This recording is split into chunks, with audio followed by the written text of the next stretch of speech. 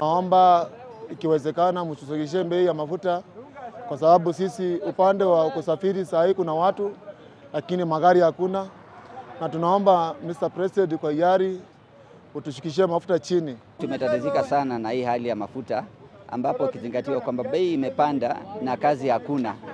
Ukiangalia lita moja sasa ni shilingi 215 samahani. Tafadhali tunaomba anayehusika na mambo ya mafuta tuangalie, tutengeneze bei angalau tuweze kupata kazi na mambo itakuwa sawa. Mafuta ni kitu muhimu sana katika nchi ya taifa la Kenya, na kama hawatapunguza mafuta itamaanisha kwamba uchumi wa Kenya itaathirika zaidi. Tunaomba ya kwamba serikali hii ipate kuwajali wananchi na wapate kupunguza mafuta. Mipango mingine ya serikali wanaweza kusimamisha kwanza, ndiposa wapate namna ya kupunguza mafuta. Na stoi pesa yoyote, na ninategemewa na watoto, nategemewa na bibi shule, kila kitu. Kwa hivyo tunaomba tu president wetu William Ruto Samoe utufanyie jambo kuhusu mafuta, ututengenezee mafuta, kwa sababu sisi tunateseka na wewe tu ndio utatunusuru kuhusu hii mafuta. Tuko kwa hiyo.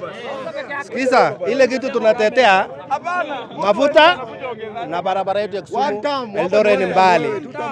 So hatuko maneno ya siasa nini na nini. Tunataka tuangaliwe hiyo mafuta. Kama jana nimeenda Chafagali nikarudi mpaka Kapsabet, kuja nikaweka mafuta gari, pesa ikashia yote yenye tulikuwa tumetengeneza, hakuna pesa hata kidogo tulipaka nayo. So hiyo ndio tunalia kabisa. Rais yetu hatuna shida na wewe. Kenye inatuumiza tu ni mafuta, ututetee. Wewe ni wetu na sisi ni watu wa tuta. Sisi tuko tuna complain mambo ya maisha ya kila siku. Barabara yetu na mafuta hiyo tuangalie. Tunaomba serikali. The reason why watu wamekuja kwa barabara, watu wanalia mafuta. The second thing, kuna watu wanaendelea kufanya kazi, ndio watu wengine wamekuja. Kwa nini watu wengine wamesimama na wengine wanafanya kazi? Hiyo ndio the reason why wamefunga barabara.